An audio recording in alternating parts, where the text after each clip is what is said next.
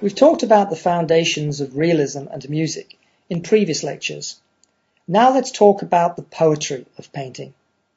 This is the emotional component that raises a painting up from a simple picture to a work of art, something that is more meaningful and interesting.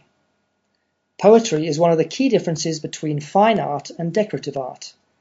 Decorative art only has music. It merely has the goal of looking pretty.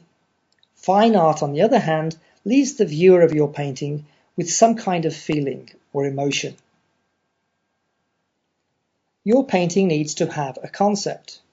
This gives the viewer something to think about, a feeling or an emotion that they remember long after seeing your painting for the first time. There are many different types of concepts you can have for your painting. Here are a few examples.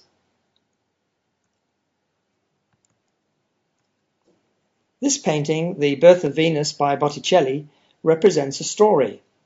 In this case, a fairly involved story, as was the custom with religious and mythological paintings of that time.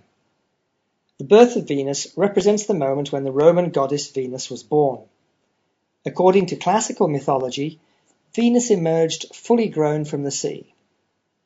In the Greek version of the myth, the newborn Aphrodite was blown by the winds over the Aegean to the shore, where she was welcomed by the Hours, who spread a robe over her.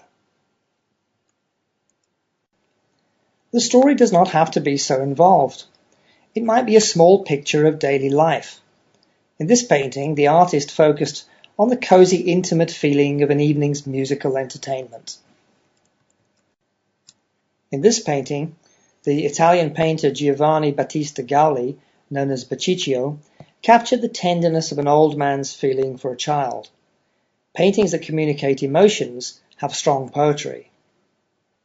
A completely different type of emotion is demonstrated in this sunset painting by the English painter Turner. This painting conveys an emotional feeling of fire, energy, power and movement, and Turner achieves this with his fiery colours and energetic brushwork.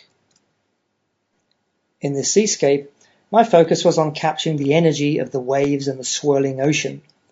The use of lively and energetic brushwork helps to communicate this emotion.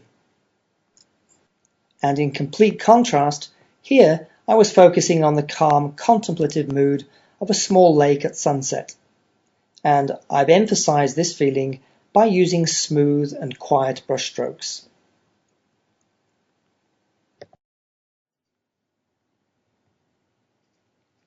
You have now seen the final layer of your foundation skills as an artist, the layer that gives your work meaning.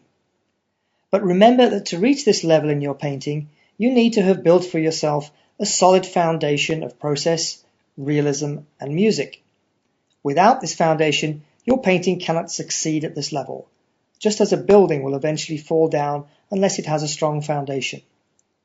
With just a little effort building your foundation, you will find endless possibilities for expressing your ideas and emotions, and you will finally be creating true works of art.